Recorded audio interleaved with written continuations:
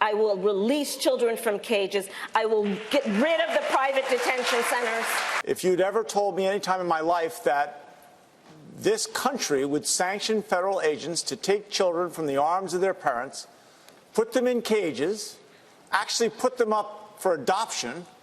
In Colorado, we call that kidnapping. Governor, you're right. It is kidnapping, and it's extremely important for us to realize that. If you forcibly take a child from their parents' arms, you are kidnapping them. And if you take a lot of children and you put them in a detainment center, thus inflicting chronic trauma upon them, that's called child abuse. This is collective child abuse. Both of those things are a crime, and if your government does it, that doesn't make it less of a crime. These are state-sponsored crimes. One of the worst things about President Trump that he's done to this country is he's torn apart the moral fabric of who we are.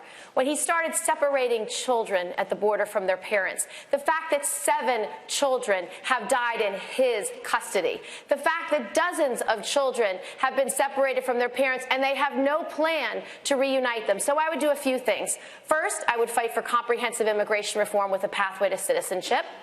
Second, I would reform how we treat asylum seekers at the border. I would have a community-based treatment center where you're doing it within the communities, where asylum seekers are given lawyers, where there's real immigration judges, not employees of the Attorney General, but appointed for life, and have a community-based system. I would fund border security, but the worst thing President Trump has done is he's diverted the funds away from cross-border terrorism, cross-border human trafficking, drug trafficking, and gun trafficking, and he's given that money to the for-profit prisons. I would not be spending money in for-profit prisons to lock up children and asylum seekers. To say that it is okay to suggest that God would smile on the division of families at the hands of federal agents, that God would condone putting children in cages, has lost all claim to ever use religious language again. The idea that he's in court with his Justice Department saying children in cages do not need a bed, do not need a blanket, do not need a toothbrush,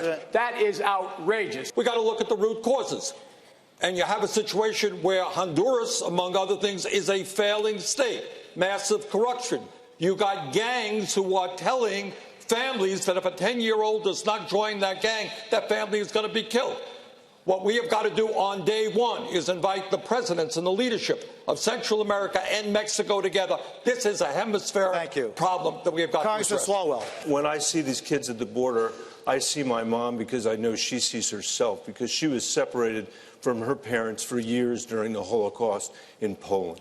And the president has turned the border of the United States into a symbol of nativist hostility that the whole world is looking at, when what we should be represented by is the Statue of Liberty, which has brought my parents to this country to begin with.